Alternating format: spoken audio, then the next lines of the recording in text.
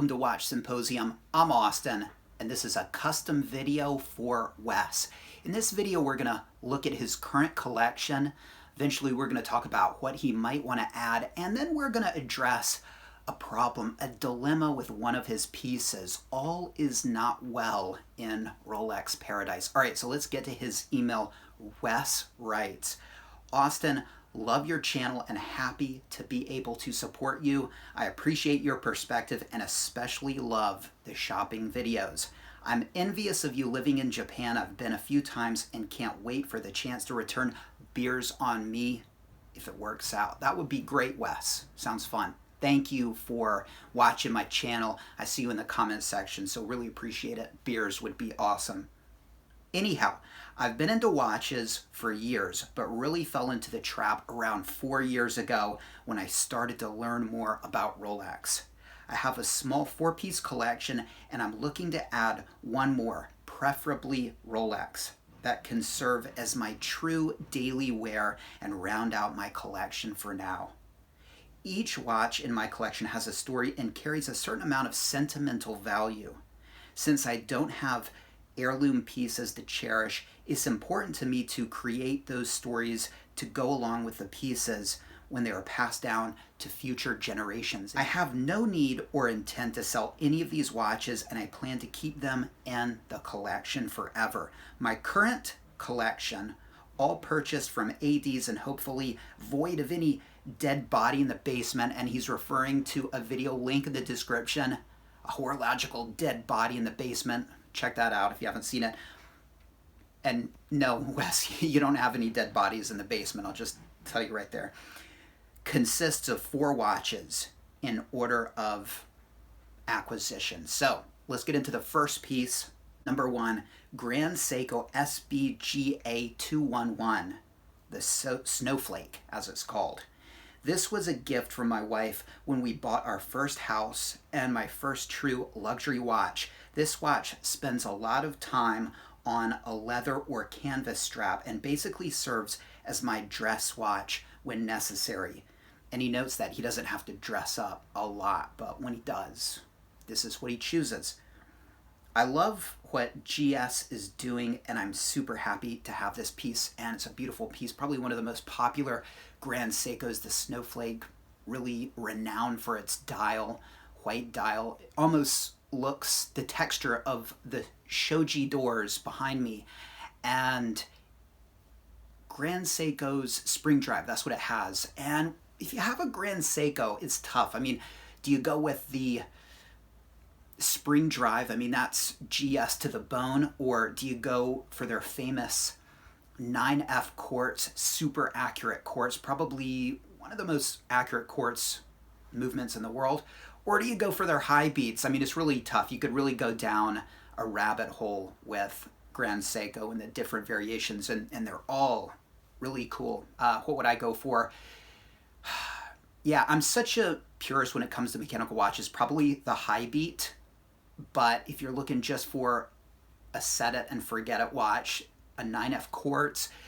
But the spring drive, again, it's something that you can only get through GS, and so I think that's a good move there. All right, so his first luxury watch from his wife, great piece.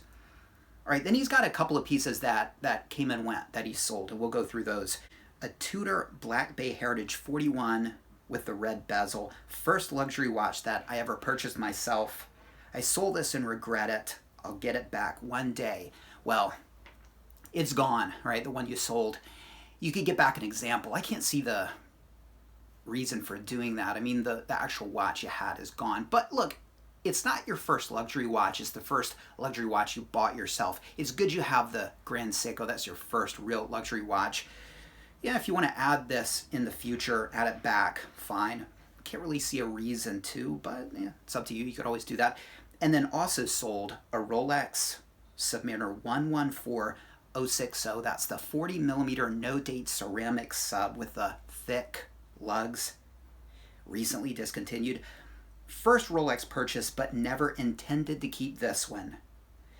My AD, my authorized dealer, took one in that had a previous owner and they offered it to me at retail. So I picked it up with the hopes to build that relationship. And as we'll see, it apparently worked out. He flipped this watch. That's fine. Good way to do it. Get in good graces with your authorized dealer, which I guess sells pre-owned pieces. And probably didn't lose any money, and yeah, it helped build that relationship. So a strategic move there. All right, but those two pieces, the Tudor and the Submariner, are gone.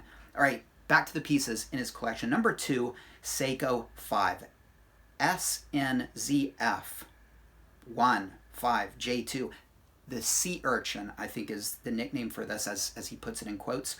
I bought this watch in Harajuku while my wife and I were traveling for our honeymoon. Okay, they came to Japan for their honeymoon. All right. It had the rubber strap, which I didn't like, so this lives on a NATO 100% of the time, and I guess you could say serves as a beater. This is a fun, durable, functional watch that symbolizes our trip. I'll keep it forever. Great watch to pick up in Japan. And you know, that's what you should do. If you're not buying a Rolex here in Japan, pick up a Seiko 5, maybe with the kanji day. You might have to learn how to read that, but that could be fun. And you know, a Seiko is so Japanese. I'm pretty sure Seiko means success in Japanese.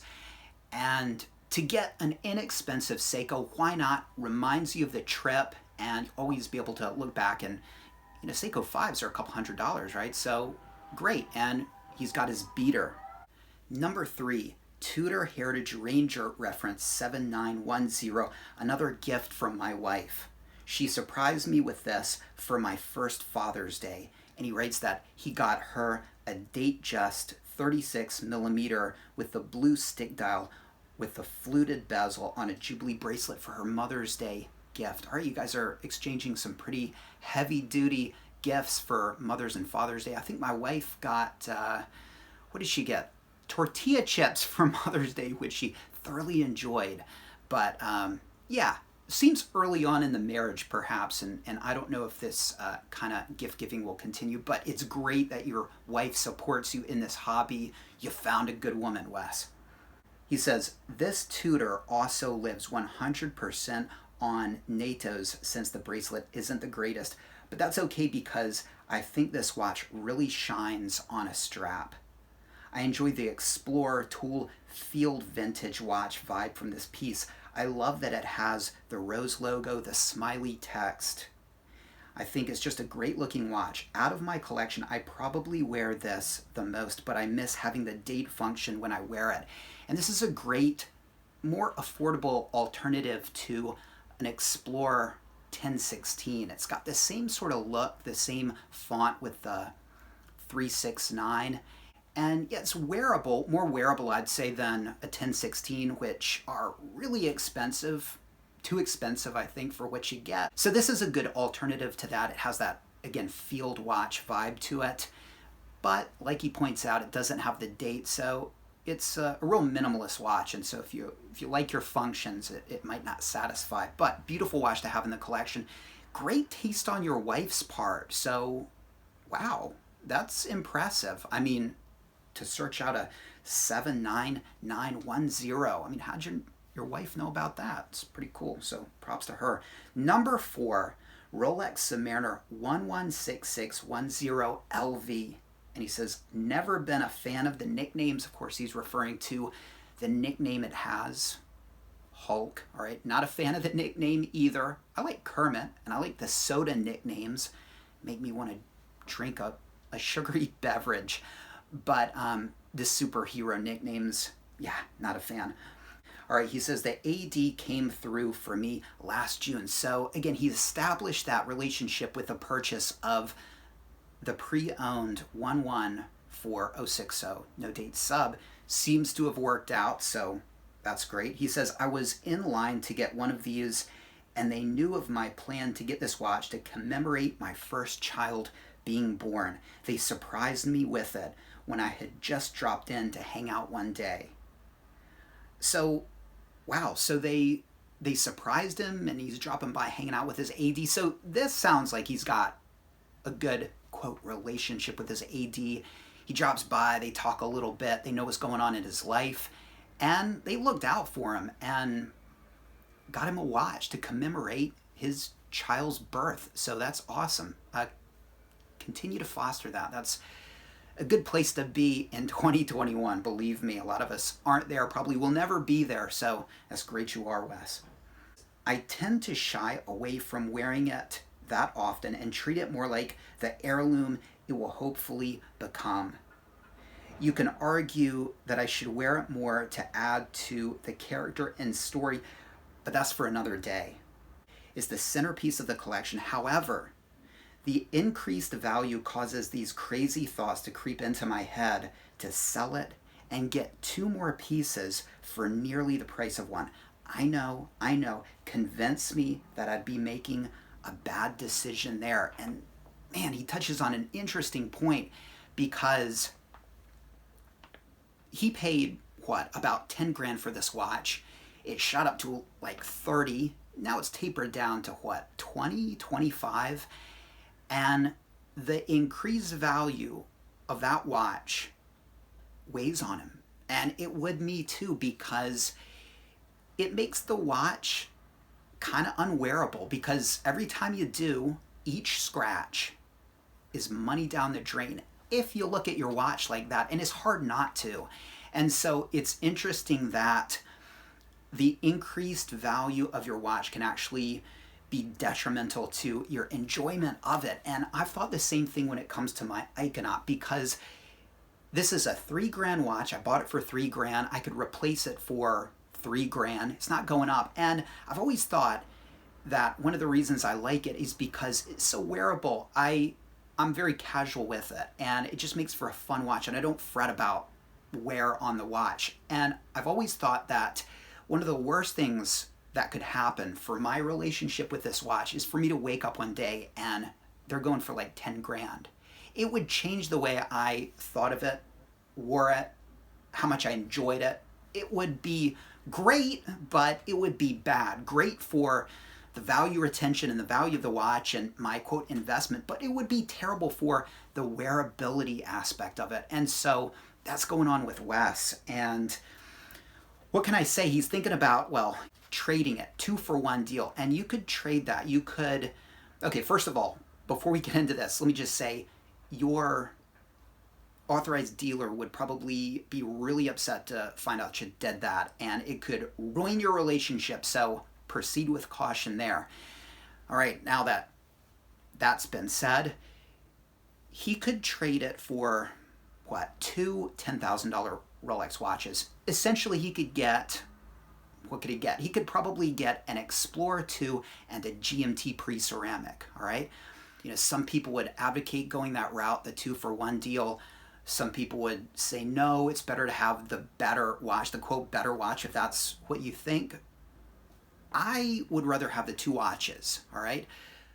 I think Wes is really thinking out loud here, and I don't think he's on the fence, but it's worth talking about, it's worth considering, and it's a really tough question. So viewer, put a comment in the comment section. Would you trade the Hulk for 2, I guess, quote, lesser, or better way to put it, cheaper pieces, 2 pre-ceramic pieces?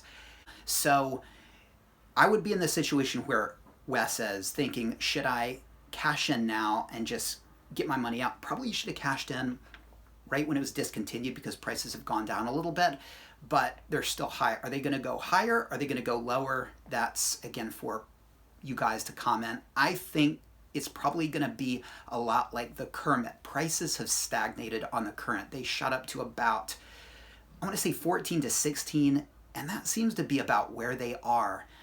So I think the same thing is going to happen with the Hulk. But as the years pass, is it going to stay there, or is it going to go up? And I don't know. And look, each year Rolex releases and discontinues other watches. And so in 10 years, will the Panda be around? Will the Milgauss be around? Will the BL&R be around? Will those discontinued watches replace the fever of this discontinued watch? And make the price sort of, continue to stagnate? I don't know. I'm not sure. But I kind of have to sort of forget about that and just think, look, would you enjoy wearing the watch? And for me, I wouldn't, just because I'm not quite a fan of that much green. And so I probably would want to turn that into 2 ceramic pieces. But it's easier said than done, because you've got a box, papers, brand new unpolished piece. That's really special. There's something to be said about that. And you're likely going to have to replace it for pieces that are perhaps polished, serviced, pre-owned, not, quote, perfect examples. Would you be okay with that? You're going to have to find those pieces, and that's a whole nother, quote, adventure, and things can go wrong. And so it's easy to say, yeah, that was what I would do, but to actually make that move and to sell the pieces and turn it into 2 pre-ceramic pieces, again, things can go wrong. You could rue the day you ever chose to do that if things go bad with those deals, or you get a bum piece, or you get, tricked out of your money, or you get a piece that you can't get your money back, and it's got, replacement parts on it. It's a Franken watch. It's been polished to hell, and you didn't know it, and you're stuck with it. And so if you like the watch, no brainer, keep it, okay? If you're like me and you probably could do without a green watch, that's when you'd really be in a pickle, because it's a great watch to have from a value standpoint, value retention standpoint. It's certainly an F-off piece. It's a special watch to have, but if you don't love it, what do you do? If there are pieces out there that you would love more, do you really want to keep it? And so you've got an unpolished, brand new box and papers Hulk, very collectible watch, very desirable watch. And if you love it and you love your green watch, I would just try to enjoy it, okay? But if you find yourself not liking it that much and wanting to hold on to it because of that value retention, you might ask yourself, would you in the long run be better with a pre-ceramic watch? And we're going to get there, okay? Because his thought process is sort of there. All right, so that's his collection. Beautiful 4-piece collection. And he's got a Rolex, a Tudor, Grand Seiko, and a wearable Seiko 5. A lot of diversity in the collection. He's got a dive watch. He's got a couple of dive watches. He's got his dress watch, beautiful white dial dress watch in the Seiko, and then a minimalist watch, a time-only watch. So it's a great collection. He wants to add another piece. That's for the second video. So far, let me know what you think about Wes's collection and this dilemma he's having with the Hulk. What should he do about this Hulk? Should he enjoy it? Should he flip it? We're not quite done with this topic. We're going to get into it a little bit more, but weigh in, help Wes out, and like this video. Be sure to subscribe. Thanks for watching, and I will see you in part 2.